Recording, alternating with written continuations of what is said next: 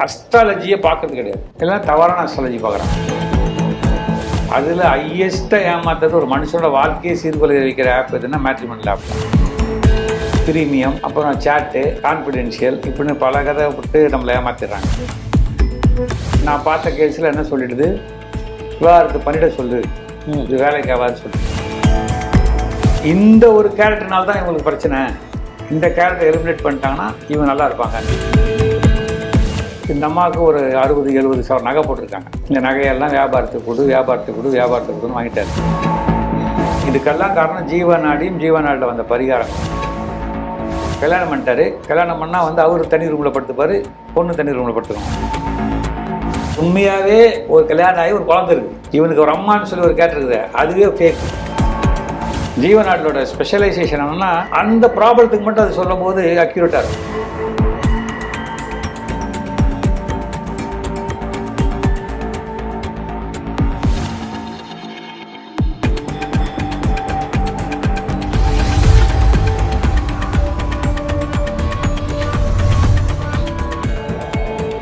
GV communication நேயர்களுக்கு வணக்கம்.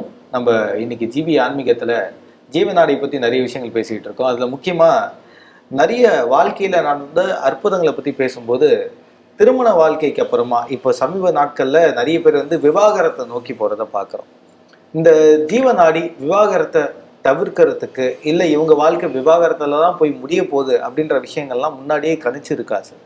And இது விவாகரத்தை பேஸ் பண்ணி என்னென்ன விஷயங்கள்லாம் புரிய வைக்கிறது மக்களுக்கு? இன்றைக்கு ப்ராக்டிக்கலாக நீங்கள் ஒரு நல்ல ஒரு கேள்வி கேட்டிருக்கீங்க. ஒரு வழக்கறிஞர் நண்பர்கிட்ட கேட்டிருந்தேன், சார் எப்படி சார் உங்கள் கோர்ட்டில் விவாகரத்து கோர்ட்லாம் நல்லா போகுதான்னு கேட்டேன். சார் நிற்கிறக்கே இடான்றார்.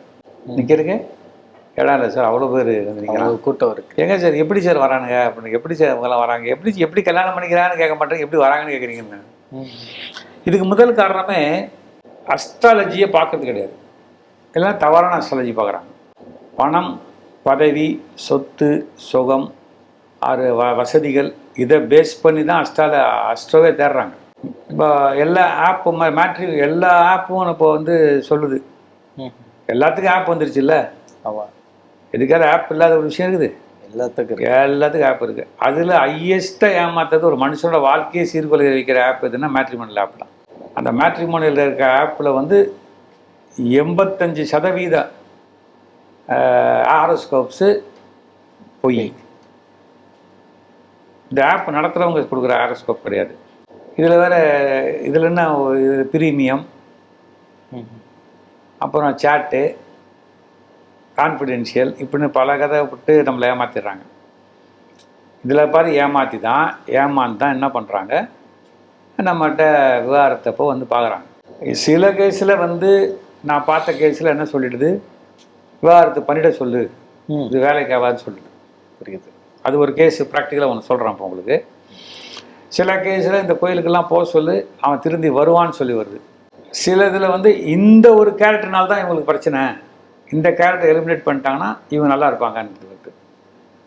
இன்னொரு கேஸில் என்ன சொல்லுதுன்னா, இந்த ஊரை இந்த இருக்கிற ஊரை விட்டு வேறு ஊருக்கு போக சொல்லு அவங்க. இப்போ நான் ஃபஸ்ட்டு ஒரு கேஸ் எடுத்துக்கிறேன். இந்த அம்மா ஒரு இவங்க பேர் புனைப்பெயரை வச்சுக்கோங்க, லக்ஷ்மின்னு பேர். அவங்களுக்கு மிக மிக ஏழ்மையான குடும்பத்தை சேர்ந்தவங்க, நல்லா படிச்சிருக்காங்க. அவங்க பெற்றோர்கள் பார்த்தே கல்யாணம் பண்ணி வைக்கிறாங்க. லவ் மேரேஜெல்லாம் பண்ணல, சாஃப்ட்வேரில் ஒரு மிகப்பெரிய பதவியில் இருக்கிறாங்க. கல்யாணம் பண்ணி சென்னையில் குடியிருக்கிறாங்க. சென்னையில் குடியிருக்கும் போது என்ன ஆகுதுன்னு கேட்டிங்கன்னா, இந்த அம்மாவுக்கு ஒரு 60-70 சவரன் நகை போட்டிருக்காங்க. இந்த நகையெல்லாம் வியாபாரத்துக்கு கொடுன்னு வாங்கிட்டாரு. ஓகே. ஆல்மோஸ்ட் 0 பண்ணிட்டார் அந்த அம்மாவை. ஓகே. அப்புறம் சம்பளம், அந்த அம்மா சம்பளம் மட்டும் இல்லாத கடன் வாங்கியும் அவருக்கு பணம் கொடுத்துருக்கு. எல்லாம் கொடுத்த பிறகு அவருடைய கொடுமைகளை ஸ்டார்ட் பண்ண ஆரம்பிச்சிட்டாரு. ஓகே. அதுக்கு மேலே கொடுக்க எதுவும் இல்லாத சூழ்நிலையில் கொடுமைகளை ஸ்டார்ட் பண்ண ஆரம்பித்தோன்னா என்னாச்சு, இந்த அம்மானால முடியல. இதுக்குள்ள இந்த அம்மாவுக்கு ஒரு குழந்தையும் பிறந்துருச்சு. குழந்தை பிறந்து அந்த குழந்தையும் வளர்த்துட்ருக்காங்க. இந்த அம்மானால முடியவே இல்லை, ஃபிசிக்கலி முடியல, மென்டலி முடியல, எந்த கண்டிஷனும் இந்த அம்மானால் முடியல. அந்தளவுக்கு ஆனோடனே இந்த அம்மா அவன் போய் டைவர்ஸ் கேஸ் போடுறான். பாருங்க அது கொடுமையை. இவ்வளோ அனுபவிச்சுட்டு அவர் டைவர்ஸ் கேஸ் போடுறாங்க. ஓகே. அப்போ தான் நம்ம ஜீவநாடி பார்க்க வரும்போது அதில் சொல்லுது, அவன் வந்து தன்னுடைய அழிவுக்கு அவனே குழி தோண்டிட்டு இருக்கான் அப்படின்னு சொல்லி சில மெத்தட்லாம் சொல்லிச்சு.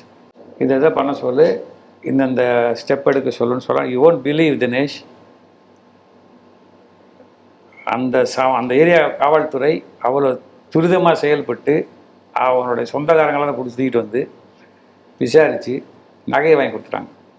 எப்படி இன்னைக்கு சார், இன்னைக்கு ஒரு 60,000 நகை எவ்வளோ தெரியுமா உனக்கு?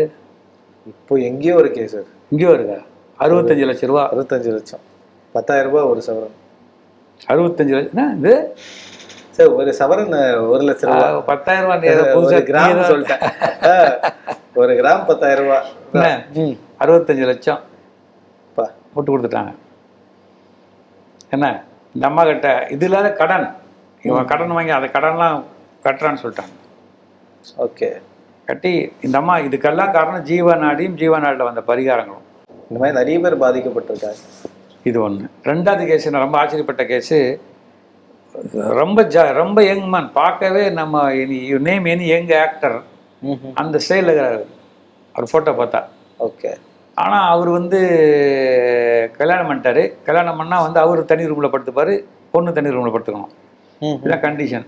அவன் தன் பொண்ணு பையனோட அம்மாவும் சொல்கிறாங்க அது அப்படி தாண்டி அவன் இப்போ தான் போய் பொறு என்ன அவசரப்படுறேன்றாங்க. இப்படியே போயிட்டுருக்கு. அந்த பொண்ணு ரகசியமாக அப்படியே அவங்க வீட்டுக்கு போயிட்டு அங்கேருந்து எனக்கு பார்க்குது. தெளிவாக வருது இதில் இவர் ஏற்கனவே கல்யாணம் ஆகிட்டாரு.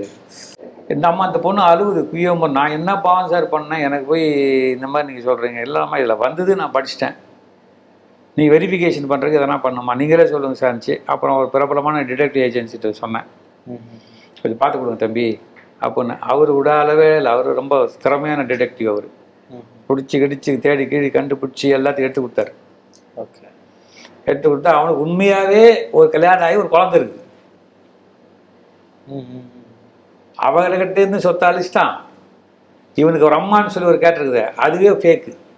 என்ன கேரள மாநிலத்தை சேர்ந்த பையன், அதுவே ஃபேக்கு. புரிஞ்சுட்டிங்களா? புரியுது. மொத்தத்தையும் தூக்கி போட்டு உட்கார வச்சு நைய சலிச்சு எடுத்தது காவல்துறை. அவ்வளோதான். சென்னை மாநகர காவல்துறை, வட சென்னை மாநகர காவல்துறை எடுத்து எல்லாத்தையும் சரி பண்ணி விட்டாங்க. இது என்னன்னு கேட்டிங்கன்னா, இந்த விவகாரத்தை நம்ம எப்படி வெல்றோன்றது முக்கியம் கிடையாது, விவகாரத்தை எப்படி தவிர்க்கிறோன்றது தான் முக்கியம். ஜீவநாடோட ஸ்பெஷலைசேஷன் என்னன்னா, அந்த ப்ராப்ளத்துக்கு மட்டும் அது சொல்லும் போது அக்யூரேட்டாக இருக்கும். ஸோ இதுலேயும் நிறைய பேருடைய வாழ்க்கை என்ன ஆக போகுதுன்றத நம்ம பார்த்து சொல்லியிருக்கோம். கல்யாணன்றது ஒரு முக்கியமான ஒரு கட்டம். அதில் வந்து பிரச்சனை வந்தால் அது எப்படி சரி பண்ணலான்றத ஜீவநாடி ஒரு மாமருந்தாக இருந்திருக்கு. மேலும் இது போன்ற நிறைய விஷயங்களை பேசுவோம் சார். தேங்க்யூ.